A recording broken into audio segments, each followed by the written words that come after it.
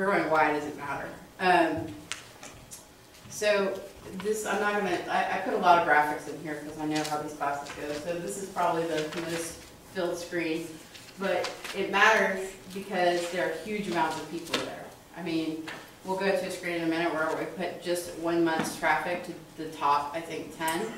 And you can't ask in a marketing perspective to have a more concise group of people in one area where you can talk to them about your brand, about your services, about what you want them to do.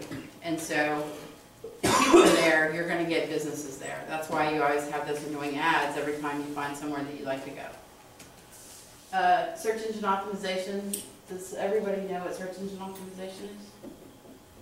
Have a clue? I'm not going to take no for an answer. Is that when Google keeps track of your searches and sends you similar results when you make new searches in the future?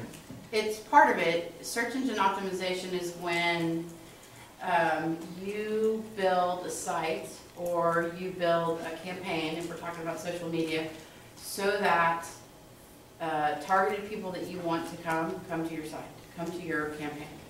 So you take the end in mind. So you're saying, hey, I have a cupcake company. I'm going to get all the people that love cupcakes and sweets and all those things, and I'm going to drive them this way. Well, so you're not going to have necessarily a baseball field on that. You're going to have sort of something that targets those.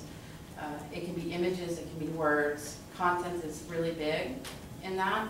And so if you do a blog post, you want to include cupcakes, you want to include pictures of cupcakes, you want to, have like chocolate cupcakes or whatever it is your specialty is. That's going to be key to driving people. And 90% of what's going on right out there in social media is about search engine optimization. Because I tell this to my clients all the time, none of my clients care about social media, not one of them, until I tell them that Google's paying attention to it and they're going to drive their results higher. So when they want to come up number 1 or number 2 for a keyword, like if I put in cupcakes and you want to come number 1, social media now is a huge component of that. It used to not be, but Google had a release that came out. I'm going to nerd out on you. It's called Panda. And that happened about 6 months ago, maybe 4 months ago. And it killed a bunch of techniques that were out there that everyone was using. But what it didn't kill was the social media, because that's actually people talking to other people about what they like.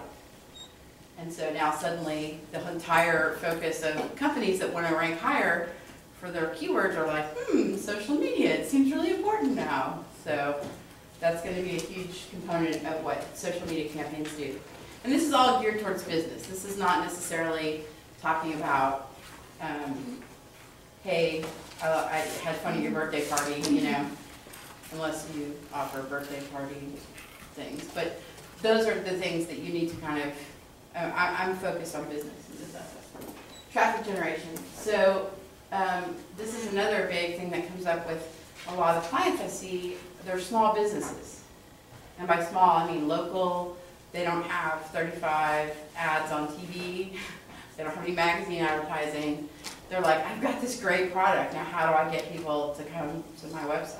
You spend $10,000, $20,000 on a website. How are you going to then drive people to come to your website? Just because it's there, people are going to be like, you know what, I really want to know about ginger snap crackers. They don't care about ginger snap. You've got to figure out a way to get people to come there. So social media campaigns we'll talk about are really good about driving traffic. Brand exposure. This lies more in the advertising world. How many times do you drive by a billboard before you notice it? Anybody know? Anyone? Bueller? 10 times. One. One if it's good. One if you're lucky and you have the best advertising, you have a brown cow that's hanging off or dangling or something. But, like, if you're really good, it's 1, but it's usually 10 before you'll even pay attention. So it's very similar in the social media world. You may see that ad 10 times. You may see that conversation 10 times. And then suddenly, like, I'll give you a great example. I have 35 people that are like, you've got to get on Pinterest. And I'm like, you know what? I'm so OCD that you'd find me in 7 days, like trying to catalog everything, going, oh, it's so wonderful, you know, and I'd be like, it'd be very bad. So I've not gotten on there, but it took a while for me to kind of pay attention that, you know, I saw it in articles, I saw it in people on Facebook, and then suddenly it's everywhere now. And when you see how much traffic they're getting, same concept. It just takes a while to kind of seep into our brains. Relationship building, clients, potential hires, users, etc. So I'll talk a lot about the layered approach. You can't just walk out into a microphone, tap it, and start talking. I mean, you can, but you know, you have 3 users. People are going to go, wow, that's really interesting. You have to build these things over time. They have to be strategic, my favorite word. But once you have them, once you have that relationship built, and a lot of companies do this, they're like, great, I've got 35,000 people that are following me on Twitter, or I've got 10,000 fans on Facebook, and then they just do nothing but ignore them. So these clients are like, or these potential clients are like, so tell me more about this. And they're like, we have 10% off on the newest shoes that you have, or, you know. You have to build that relationship, just like you wouldn't want to talk to a friend that only asks for $10. Well, maybe you would, but I wouldn't. You have to have like a conversation with these people. You have to actually say to them what your value is, you know. And companies that are traditionally very stodgy, I work with a lot of law firms, they're very uncomfortable talking to people in social media because they're afraid, you know, what's going to happen. So it's important. Allows company to build communities and fans. Now that you've got this relationship going, if you want to have a relationship like Apple has with their fans, you have to actually connect with them. You have to listen to them. You have to respond to them. And you probably have to have really good products too, but that's another class. But those are things that you can do through social media.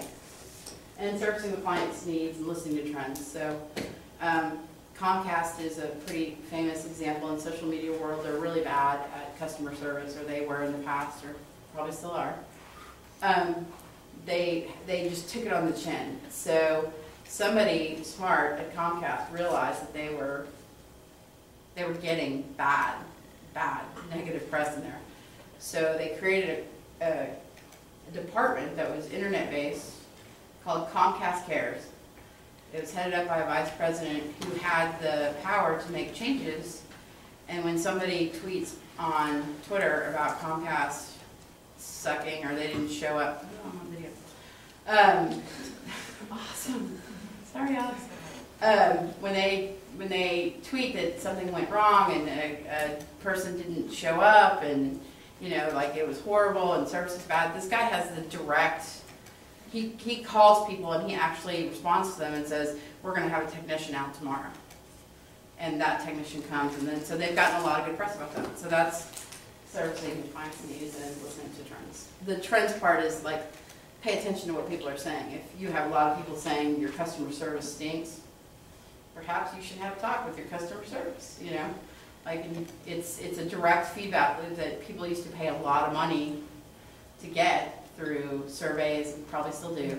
But if you actually listen to what people are saying, you'll see the trends bubble up, and that's pretty important. So, I know I said I wasn't going to talk this whole time. So, what are your favorite social media sites? What do y'all use? Reddit. Tumblr? Facebook? What's the other? Google Plus. Google Plus? You use Google Plus? Okay. No, I'm just interested. Anything else? Twitter. Twitter. Okay. Anything that's wasn't on that front page? Anything? Any of y'all use LinkedIn? Yeah. So as you, I don't know where you are in your career paths, but as you get closer to where you want to have job offers, LinkedIn will become more important because it's actually one of, I think, #2 search engine. You don't think about LinkedIn as a search engine? Who would? But it's a huge search engine. So getting your LinkedIn profile to where it's actually searchable for what you want to do in your career, huge. And you can always tell because recruiters will start calling you and you'll start getting conversations, and there's forums there on LinkedIn that you can have conversations on. Another big one that's kind of coming up is Quora. Has anyone used Quora? So it's really, right now, it's not great for search engine optimization because there's a no link policy, which means if you reply, they don't give you your company credit for that. You know, the search engines are going to follow it, but it's really good at building up your reputation in something.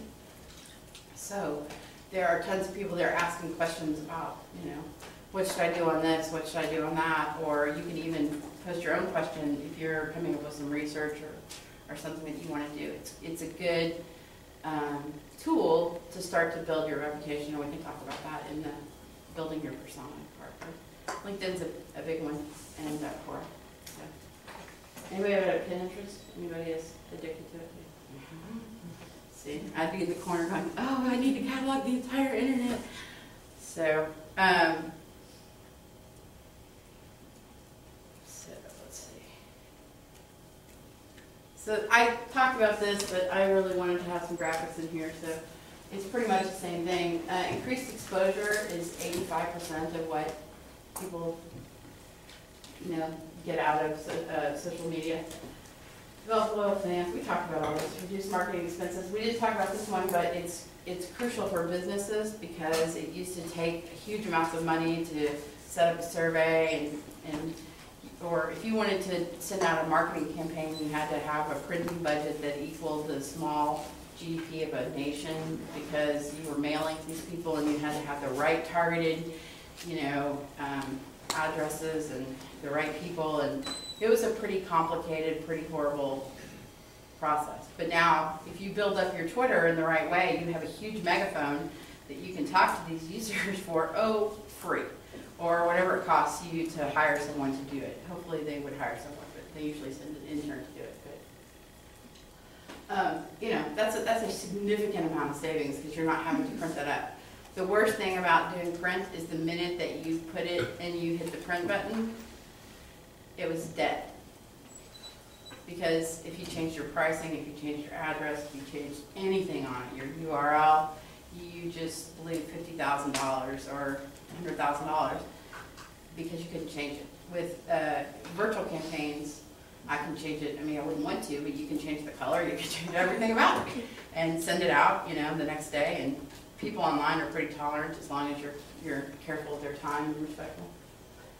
Improve sales, which, you know, as a benefit, it's kind of down here because it's 40%, but when you think about increased sales, it should be like, that's what every business wants to do is increase their sales. So it's pretty important. Okay, so I don't know, yeah, it's pretty big, y'all can see it. That's just for March 2012. These are the numbers that are driving the amount of people going to these sites. I was frankly still shocked with this because I haven't heard anybody going to MySpace in 10 years, but apparently people still go to MySpace. Who knew? The tag I went and checked out because I'm not super familiar with that. It seems like a kind of glorified dating thing, which was interesting.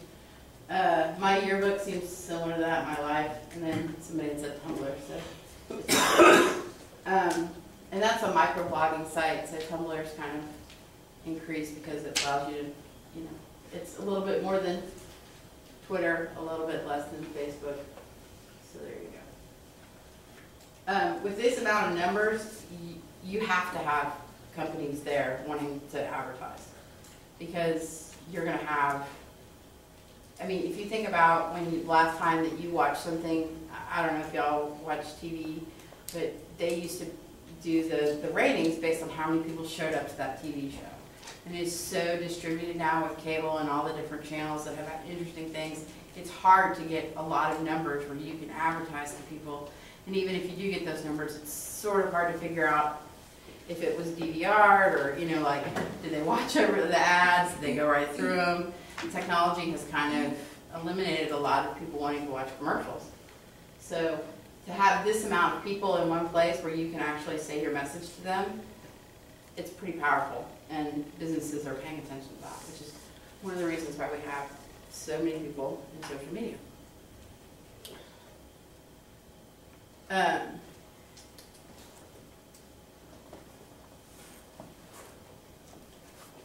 So this is where we talk a little bit about SEO, and this is kind of the cycle of how social media plays into search engine optimization.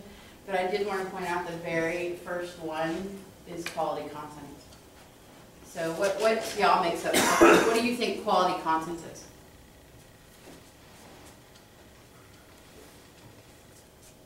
Come on, it's important. Like to you, what would be quality content? It would matter to you. It doesn't have to be the topic, but why would you read something versus not read something? Interesting. Interesting? Interesting to you? Okay. Entertaining. Funny? Entertaining?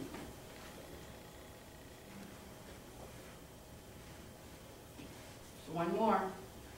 Relevant. So it has to be relevant to what y'all kind of like, we're going to get out of here too, no matter what. We're not answering anything. Not one thing. Relevant. So it's got to be relevant to you. So, you know, it can be interesting and relevant are sort of the same, you know, genre there. But if you don't care about it, you're not going to share it. If you don't share it, it doesn't matter. You know, because Facebook, before they did their share thing, you know, you'd have to kind of put your link in there and do that. Now you can share it. It's blown up. So sharing those funny little images that everyone sends about the cat, you know, catching the mouse, or whatever it is that makes you laugh. I'm going vague there, but that's really what, you know, is getting the social media. So having companies put out content that is not relevant to you, that is not funny to you, or is not interesting to you, is just creating spam. And so there's a ton of it out there because companies are struggling with what makes relevant content. I don't know if y'all have ever read a comic called The Oatmeal. I love him. Awesome, he's great. But he actually was one of the main graphic people for a site called SEO Moz. It's a big SEO site. And he put out funny cartoons to get people to share it. And then he realized he could make more money kind of doing what he loved on his own, so he kind of started his own site called The Oatmeal. But that is how he got people. And it was like things like, you know, why not to date a Kodiak bear? And you'd be like, oh, well, I want to know why not to date a Kodiak bear. That's really interesting to me, you know? Clearly crucial information. Well, it's just interesting and funny, and he did a great job of it. And you know, people shared it, and then it did come back to the site.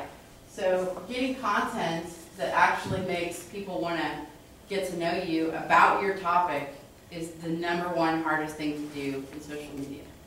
Because 90% of what people put out there is like 10% off new shoes, or come to our new location.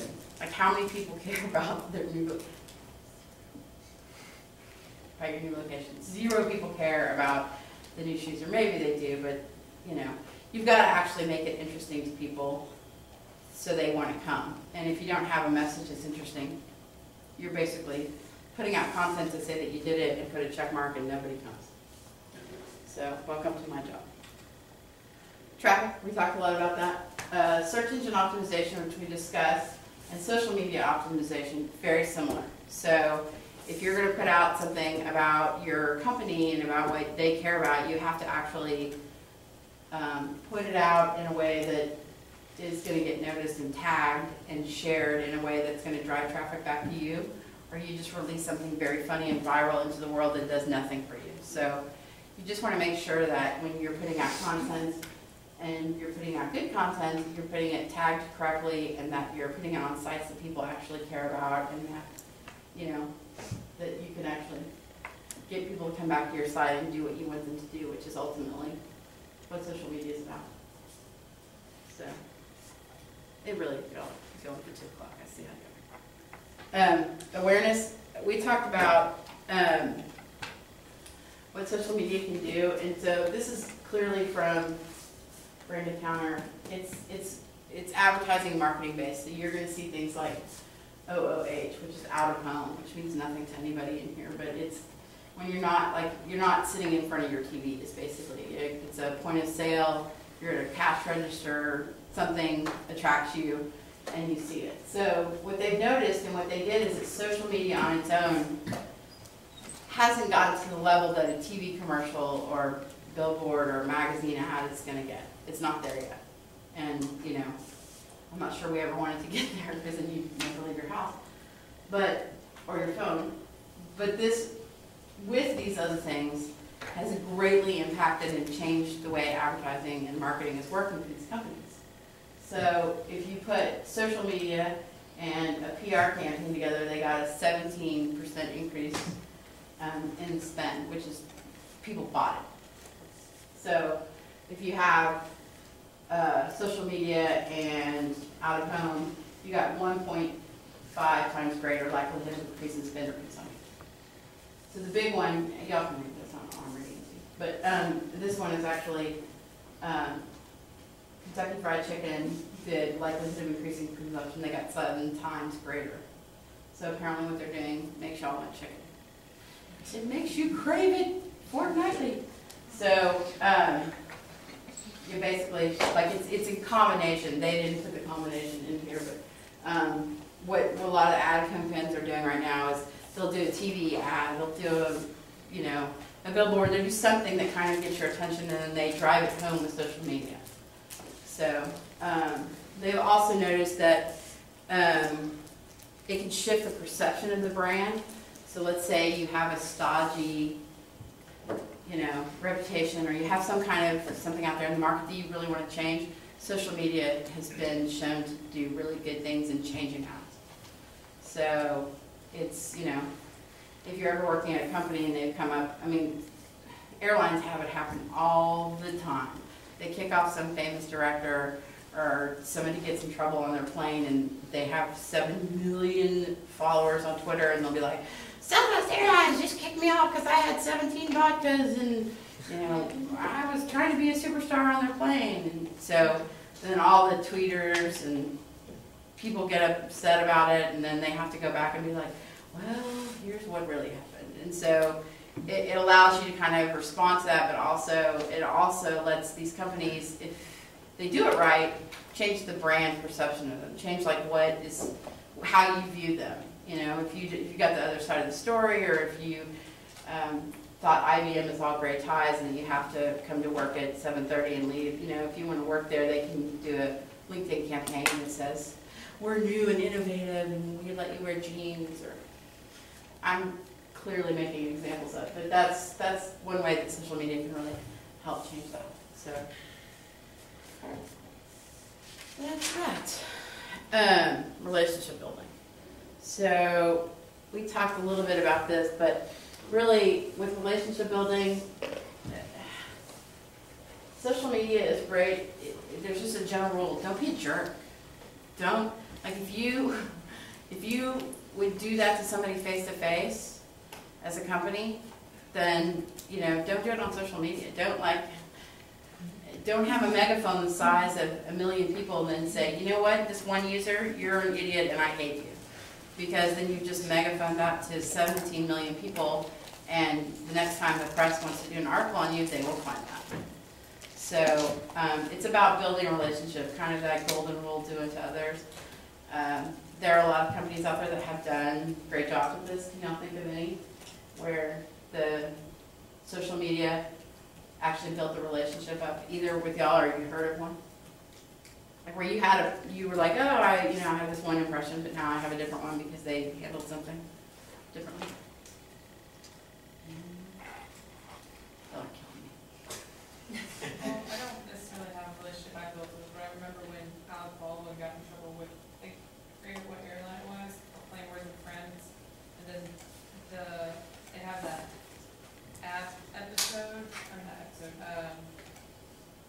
commercial with the 2 makers of Words with Friends, and they capitalized off of that. Yeah. Well, and that's kind of, a lot of social media can be derivative, so it's one of those you've got to get your feet in the pool so that you can actually splash around with people. If you don't, you're going to be, but yeah, And I think that goes a lot to the, Comcast, carriers. They had a horrible reputation for being bad at service, which I still think they are, but they're trying to improve it. They're trying to make direct action on that. And if you're working for a company that, like when I work with attorneys, they're kind of scared of Twitter because they don't want to respond to somebody and then have them say, oh, you're my lawyer now, which unfortunately does happen. So they kind of are really cagey about it. They just want to put out really boring information or, call me and I'll give you a consultation.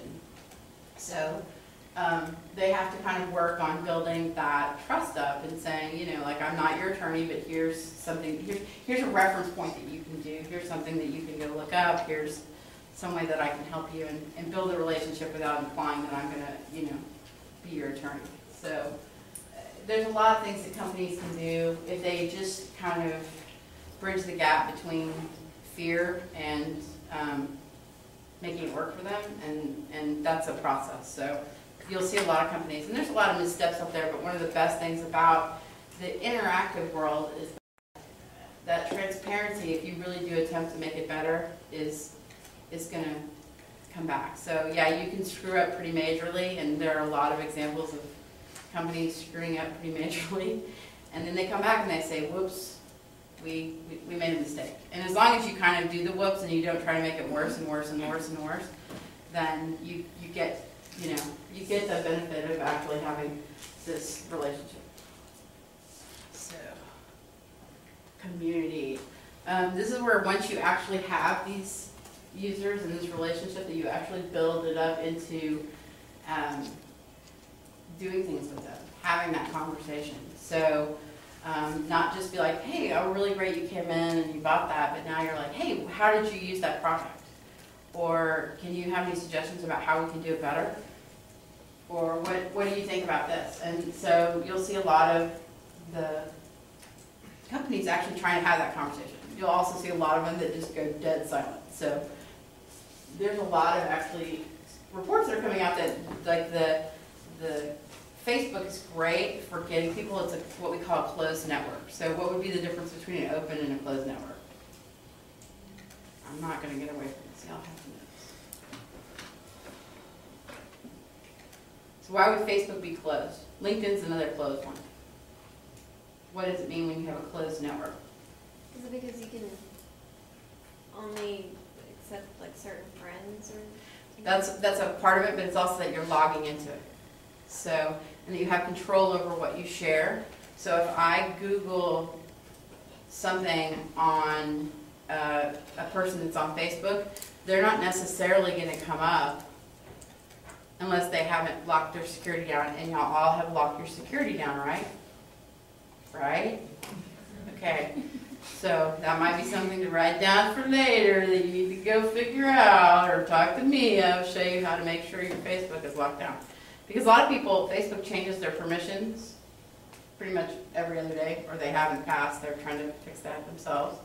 But then they'll just kind of open everything up to you have. So that party that you were at where you kind of perhaps weren't in the best condition and somebody took a picture of you and tagged you on it is now available for everyone to see. And I can't tell you how many times I've Googled somebody and I'm like, you probably want to lock that down. So, yeah, they want to know the most relevant information. They're going to get in any way they can. If you have not locked your Facebook down, then everybody can see it. So, besides that though, it's like who you share your information with. So that's a locked network. Same with LinkedIn. You log in. You're sharing information with certain people that you said you want to share with. Twitter, wide open. Unless you have limited your tweets to only people that you want to see it, I can Google anything and it's going to probably come up. So that's the difference, and that's kind of how you're building your community with these different networks. So with Facebook, when you actually have these things going on, my original point when I got back to it was that Facebook would let you, people are saying, oh, there's not a lot of, like the advertisers are saying, oh, I'm not getting a lot of people coming back to my site. I'm not getting a lot of people that are actually interacting with that. And part of the problem is that these companies are, one, Facebook is really hard to tell when they're advertising to you. It's kind of off to the side, and that's a huge blind area for 99% of people. No one looks there, no one cares. But it's also, how are they going to connect with you? If you liked them 20 years ago because your friend said it was nice and that kind of thing, if they haven't said one word to you since then, if they haven't tried to get to know you as a person or interacted with, you know, anything, then when you blast out a message 6 months later that says, hey, we've got this thing going on, and you get no response, that's the problem. So you've got to build your community. You've actually got to build out things that people care about, or you're just talking to a class where no one's answering. Just saying. My feelings are not hurt. Okay, community service and clients. We talked about this. So one of the things that happened when the internet came out, before, if I was upset about something, I went to, I don't know, Chick-fil-A, and they didn't put my pickles on right. I would go tell my best friend, and I was like, they didn't put my pickles on right. And she'd be like, get over it and move on. Now, if I'm upset with Chick-fil-A because they didn't put my pickles right, and I go on, I have 20,000 people on my Twitter feed. And I go say, Chick-fil-A at Preston and Beltline put my pickles on wrong, and they're just out of control, then suddenly, you know, other people would be like, yeah, they got my pickles wrong too, and what's wrong with this pickle? It's a pickle, you know, issue. And you can really stir up kind of a hornet's nest about pickles. And that's not great for companies now, because before, if you had one person upset, you had one person upset. If you have somebody on Twitter with some follow, now you've got, I don't know, 1 million people, you know, like the viral goes out and suddenly there's a pickle rebellion, and you had no idea that the pickles were wrong at Preston and Beltline. So that kind of is crucial to businesses now. They've got to pay attention to what's being said. They've got to listen to what's being said. And they have to try as best you can. You can't take care of every grumbly client, but you can say, didn't realize there was a pickle issue, why don't you call me, you know, and we'll get this taken care of. And if you ignore that, it just gets worse and worse and worse. Review sites are there called Rip Off Report, and we do a lot of work with an apartment building community. You want to talk about ratings on an apartment community? Like, they're crazy, because the management company and the apartment people are not always connected, and so you have a light bulb out in your hallway, and suddenly it's the pickle rebellion of 2012. And so that's sort of why servicing that through, you've got to pay attention as a company. You've got to, yeah, you know. Has anyone here made a complaint on social media and had, or what did you complain about? Or do you want to tell me? Postal service? Yeah, did you get a response? No. Prior to the postal service? I have a question for you. Well, Sure. if you're trying to make a complaint on one of these websites, what do you encourage people to go to? Like, what avenues do you take? Because I've wanted to make complaints on certain people, like where they're running their business, like mainly small business, people that I do personally, but I didn't know even where to start. Yelp is a big one. Yelp. Not that I want to encourage people to be, but if you have a voice now, so use it.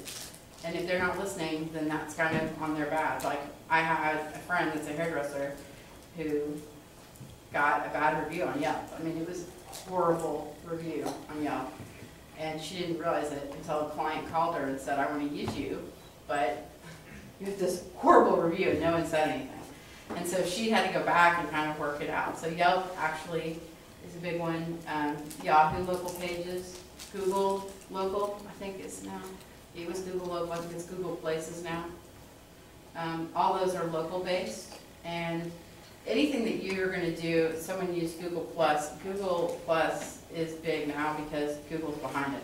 So anything that Google does, they're going to pay attention to. So if you put a negative review in a Google Places local situation, because they're looking for a review, they're looking for content. So if you put it there, unless they're paying attention, they should respond pretty quickly. You can also, if you have a fairly large Twitter following, put it there. Like, I put things there on my Twitter thing, I've gotten some responses. But you need to, and we're going to talk about that, like a layered approach. You can't walk into the microphone and start tapping it with 3 people and expect results. So you have to start now. You have to start building your targeted list of people now. And now's the perfect time. So I would start with those and then see where it goes. There's also the phone. You could pick it up and call them and say, I wasn't happy. But it's not going to probably get as much results because they're not seeing it come back and affect their business. You're one person. Well, that's what I was gonna say, what's the most effective way to know that you're getting information out there for other people so they don't earn If it was truly egregious, rip-off reports is a big one to go to. Rip-off reports is the bane of a lot of reputation management people. Like I spend a lot of time with clients going, well, you know, there's also Better Business Bureau has got some where you can put in there. Angie's List that you have to pay to do that. So if you want a free one, I would. Rip-off report is, they spend, I don't even know what their search engine marketing budget is because they spend a lot of money to get those reviews higher and higher and higher. So when companies go on and they Google themselves, because everybody Googles themselves. When you do a vain search and your first thing is, I was really unhappy with the service there, there's a couple ways that they'll deal with it, but one is to actually call you up or reach out and try to fix it. And then you can come back and say, they did a good job of fixing it. So sometimes happens, sometimes doesn't. But I would start there, and depending on the what it was, there's sometimes review sites generated around that industry. So like if it was an apartment building, apartment ratings, apartment, you know, there's like 9,000 of them. If it's you know, shoe tying company, there's probably not so much. But those are some places to start. I love that. Yes? Thinking from a company standpoint, then if they came to you and said, like your friend, is it calling them up? Is it you trying to track them down? Who that person is on Twitter? Well, she knew who this person was in that instance, and so what I tell people with reputation management is you need to. You can't get rid of, like the internet, that's kind of what we're talking about, the open network, you can't get rid of it. It's there. You want to push it down as far as you can because not a lot of people go past the third page of Google. So the more you can push it down, and the way you do that, and like the reporting things is if you have one negative one, she had one, I said, call all your customers up and have them go on Yelp and put good reviews. Like your good customers don't have bad ones go good, but you know, so she had 9 people that said the best haircut I've ever had versus one person, and most people are going to say, oh, you're going to have some disgruntled people, so they'll weigh it. So if you have one review that's bad and nothing there to combat it with, that's a bad thing. But if you have 9, 10, whatever you can get that are good, that balances it out. So, and there's other ways using search engine optimization like blog posts and join every single, you know, Google local, Google places, Google, you know, like every local place that you can put your business, because every one of those will get Googled or they'll get indexed, and then they'll push everything down onto page 2 and page 3, page 4. People usually don't. If they're looking for that, then they're looking for a reason not to use you. So, but you know, we have part of the company that I do stuff for. We do components for Joomla, and we got some negative reviews because of. Not because the product was bad, but because the support for it was not great. So I had to create an entire virtual support department, and respond to everybody and say we're doing all these things, and you know, to help kind of repair that breach, because it was a true breach. People were not buying that component because they said the support wasn't where they wanted it to be. So, I mean, it's one of those strategic things that you kind of go for. Any other questions? I love them. They're awesome. All right. There's actually some, I mean, your chief marketing officer, or somebody, whatever that position then is social media marketing officer then. Yes. You have to actually look at that and say there may be some, that might be a rogue bad review, and you know, in terms of priority that's low, or it might be this seems to be something that could go viral, we need to handle that differently, and then this may actually be some systematic failure that we haven't adequately addressed.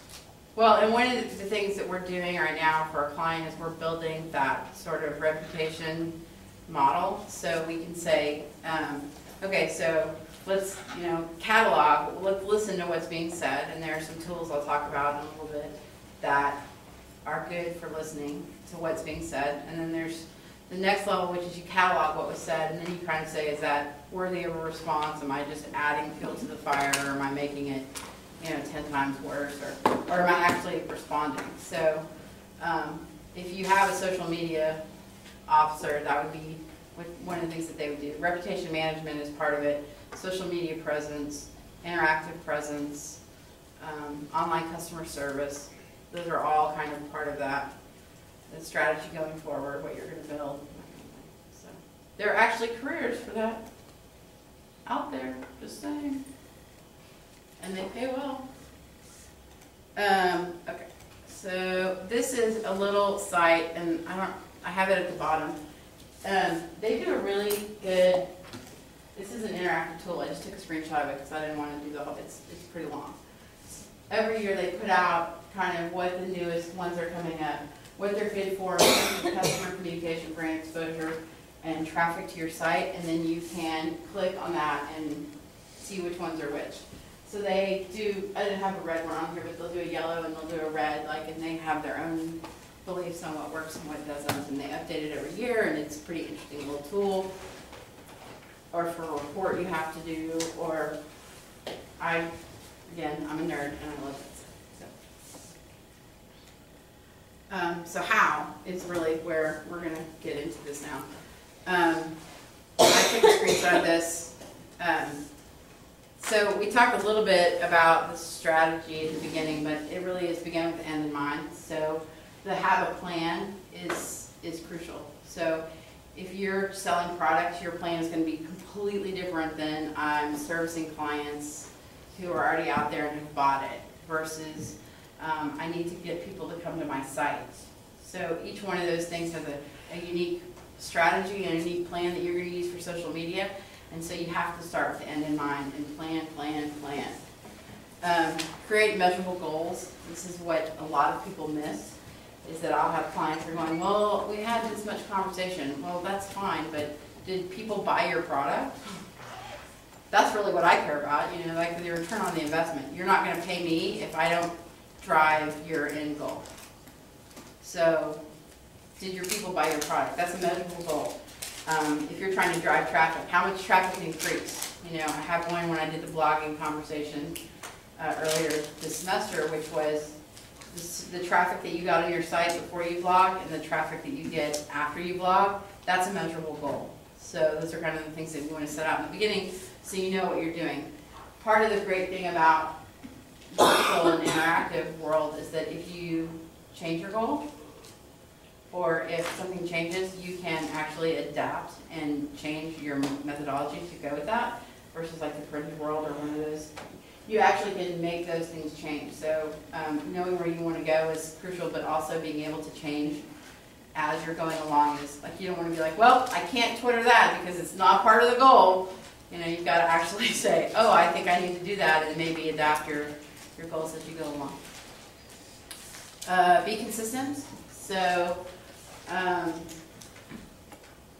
if you basically have 7 goals and 7 different campaigns and you put them all out at the same time, you're going to confuse people. So it's sort of the same as when you're driving by a billboard. You don't want that billboard to change its message every 20 seconds. You're like, oh, well, we were talking about that, now we're talking about this. So just try to kind of stay in theme and be consistent with what you're talking about.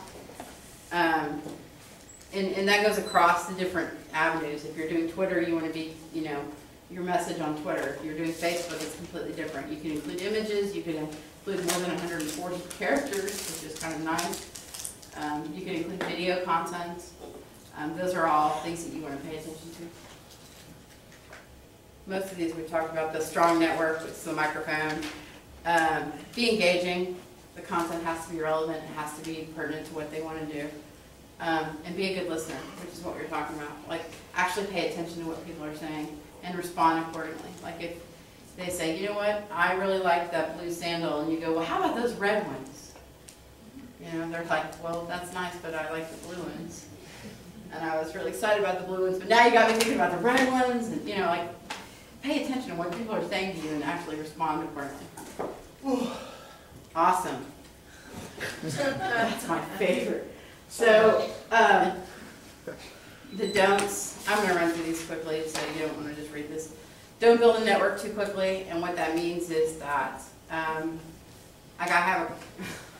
actually have this client that said, I wanna have 10,000 Twitter followers in 2 months, and I was like, you're not gonna have 10,000 followers.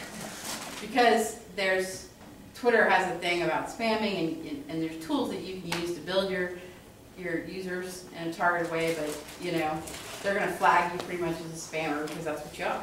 So that's what we're talking about now. Start building that now, because you're gonna have that long ramp to get where you're gonna have something to say, and if you don't start now, then you're gonna have 10 people and be upset about it.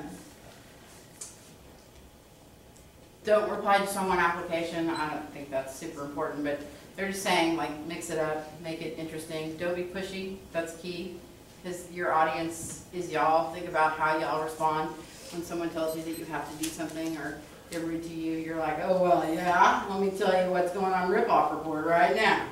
You know, like, that's sort of, you have to pay attention. In essence, I can sum up that whole thing like, don't be a jerk. Don't forget to thank people. People actually want to be thanked for their contributions. They want to feel like they're part of the process. So including them in the conversation. Thank you, Jill User 255, for giving us that suggestion on those red shoes, because now we're going to build them. And maybe you should get 10% off because it was your idea. That kind of stuff. They'll share that with their network. You know, they'll share that. I got mentioned. Don't use generic marketing techniques. We talked about that. That's not interesting. That's not important. No one cares about it.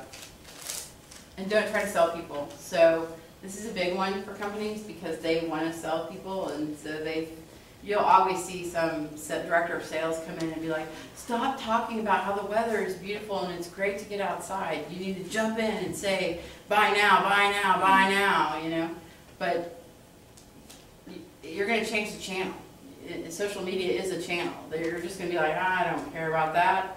So you have to actually be respectful of these people and you know, I'm not saying game them, but, you know, build it in a way that actually they care. Okay, so now we're going to move into how to do this now. Why you should do it now, because it's important. Okay, so plan your persona before you start. So think about what you want to do in your career. So if you're going to plan a persona, and by persona I don't mean that you're going to create some fake, you know, junior executive. Be who you are, but be your best you. So if that persona is, and you don't have to know what you want to do right now, but if you're going towards a marketing career, if you're going towards, I want to do research towards this next goal, or if I want to, I think I'm going to get a job in this area. So start building that persona. It can change, but, you know, get a picture of you that actually doesn't look like you are 4 beers in, or get a picture of you not on the beach in a t-shirt. Get something that actually represents who you might want to be, you know. Those are things that are going to be important. And use that picture in every, I've broken this rule, I need to fix it, but use it everywhere you are, because if you're on LinkedIn, you may be talking to somebody that actually follows you on Twitter that may know you on Facebook. And those pictures are going to remind them who you are. So I think that you also need to, and I'm a big believer in this, of building your Twitter users now. So if you don't have a Twitter persona, they use the word persona, you can have, you know, Joe at school or whatever, but get a persona now that's like your name, or even maybe what you want to do if you're that far along. And start building users that actually are interested in you. And the way there's some tools that you can use. TweetAdder is one that I use quite a bit. I like it. Hootsuite is also another tool I use quite a bit. But when you start building these targeted people, like, so let's say you think you're going to be getting a job in Dallas. I usually start, if I'm going to Dallas, and I go to like a site like WFAA or some Dallas-based large company, because people that are following them are 99% of the time from Dallas. So start with that. And then if I need to find people that are talking about a certain topic, TweetAdder has a great search function. So I can go and find those people that are talking about red shoes, or I'm doing some stuff with big data, which is Hadoop, and some companies that are doing that. So I had to have a whole big search about how much this big data conversation was going on. I'm like, follow. So TweetAdder has a great thing where they'll only do a certain amount of ratio, and they'll build it up over time so that it's an automated process and you're not having to do that yourself. It's a great tool, and I don't tell a lot of people about it because I use it pretty exclusively, so if you're not writing it down, shame on you. Remember that once online information, I have a missing word in there, but once it's online, it very rarely goes away. It may be pushed down, but if you're going for a job interview and you think that some stuff is out there, you might want to Google yourself before. And, I know a guy who got a job because he did some psychology of what people are Googling for, and they Google their name. So he wanted a job in advertising, so he got the name of a creative director in New York that he wanted to attract, and he bought the AdWord, which was very cheap, for that guy's name. And so he was the only one that came up, and it was like, you should hire me, and here's why. And it was like, the guy saw it clearly because he had done a Google search for the name or whatever, and he got an interview, and I'm not sure he got the job, but I think that, that's a huge way to, make an impression. So if you have a persona out there and you've got your website that's got all your information, and you've got Twitter followers, and you're actually talking about what you're interested in, and there's not a lot of pictures of you at that beach party 7 years ago, you have a pretty good shot of making it in a really, really tight marketplace versus somebody who just showed up, showered and had a suit on. So those are just things to think about. Yeah, we talked about the blogging. So how many of y'all blog? Really? Come on now. None of y'all blog? Tumblr's a blog. Oh. One, awesome. That's what it's a mini blog. But blogging is a great way to start to get your name and your message and what you want to say. It's not a closed network like we talked about with Facebook and LinkedIn. It's an open network. So anything that you're interested in, any topics that you're interested in, you can start talking about now. There is free tools, bloggers out there, WordPress, Joomla. Last semester we actually installed a WordPress thing, and we showed you how to set it up. There's free templates. It's super easy. It's not that hard to get your, go register your name right now, like .com, because that will be one of the things that's going to come up. So think about those things, or if you actually know what market you want to be in, tinaformarketing.com, or Winslow for marketing or something. Like, start thinking about those things that you want to do now and start building them now. So I recommend that if you don't have a blog, which apparently 29 of you do not, go find a free one and start practicing. Start practicing writing in a voice that's unique to you, because that's going to be crucial, especially in marketing, where you're out there and you're going to have to market yourself before you actually get a job to market other people's stuff. Start finding your voice. Start finding what makes you unique to that company and that employer, because that's going to be one of the things that's crucial to you getting hired.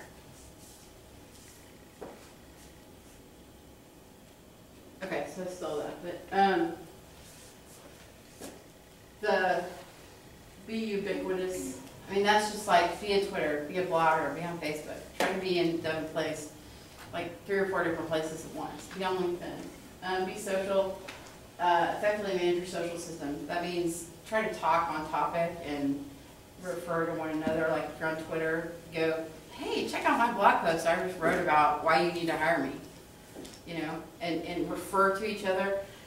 One of the things that you need to remember is that if you build your entire campaign on Facebook, you have just made Facebook more profitable. And that's fine if you're a Zuckerberg fan, everybody. But you want to make yourself more profitable, you want to make your life better. So build it on your own network. Build it on where you're going to have control, which is going to be your blog or your website. So Twitter refers to your website. Facebook refers you back to your website because that's where you're going to have control, and that's going to be where you can have your own message. Like I said at the beginning, Facebook may change. So if you've built your entire world around Facebook and they go under, who knows, you have to start over. So keep that in mind.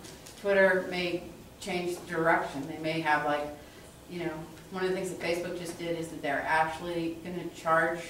They want businesses to pay money to get their messages in front of people, which is fine, but that's for all the messages in some ways. And so, like, bands that have pages up there are really upset, and like charities and those kind of things. So, I mean, don't bet your farm on something that you don't know. Be interesting, write video, photographs. Yeah, we really did talk about content, so we beat it into the ground, but try not to be boring. It happens, but be remarkable, do something worthy of a remark. And that just means that don't dumb your messages down to what you think the company wants. Like if you're so bland that they want to put salt on you and maybe some butter, then who's going to want to hire that? You know, they want your unique perspective, what you bring to the table. I'm a pretty odd person, I'll be the first to tell you. But I have companies that want my odd perspective, pay me money to tell them that odd perspective. So be who you're going to be, but try to, you know, be your best you, if you can. Be yourself, let your personality shine through. So that's kind of what I have. Are there any other questions? Come on. Oh, one in the back. Awesome. Such a ringer. Why don't you talk about getting started and sort of a slow ramp up? I mean, if you were a new company, a startup company, and you've got something, you know, you came up with some idea, and what kind of timeline are you talking about? You say, oh, I don't have a lot of money. We're talking about social media, so like I kind of tailored everything to social media, which is a long ramp up. So. What is that 6 months? Is it a year? Is it 18 months? No, I've gotten companies, Twitter followers, 2,000, 3,000 within a couple months. But you can't just all at once follow everybody, and you can't start. So like in the companies, when they're still trying to figure out all the pieces, they have to start to lay the foundation. But if they're a company, I know I had one where it was a during the housing boom, they wanted to do hard money loans. So we did a pay-per-click campaign because pay-per-clicks are immediate and they get a lot of responses, but you have to pay to be on page 1. Search engine optimization, I use the example, it's like birthing a baby. It is like 9 months to even be seen. Social media is not quite 9 months, but it's a build-up, and it's a layered. You know, you don't want to show up on Twitter one day and start talking. You'd like to have sort of them all branded the same, have the same messaging in essence, have that strategy, and that just takes time. So you can buy your way into there with a pay-per-click campaign and have results, but you're also going to pay more for keywords because you don't have a presence. And Google is trying very hard to not put crap out there, and so they want you to have a presence and they want you to have some information out there before you actually get lower keywords. So y'all are going to go start a blog, right? Every one of you? I saw that no back there. You got to start a blog. You got to get on Twitter. You don't think you do, but you do. So, and if you get stuck at some point and you want help putting together a blog, or you want to talk about any of these things, I'm on Twitter, Tina Winslow, or it's tinawinslow@gmail.com. So, and I've had students actually email me, and we do actually have a conversation, so it's not like I'm saying that just because I'm on camera. So really, if you need help or you want a direction, or even later down the line, if you get closer and it's job time and you're in marketing, I can perhaps tell you which ones are slave ships to work for and which ones might actually, where you walk out happier. So that's it. That's what I got. Thank you.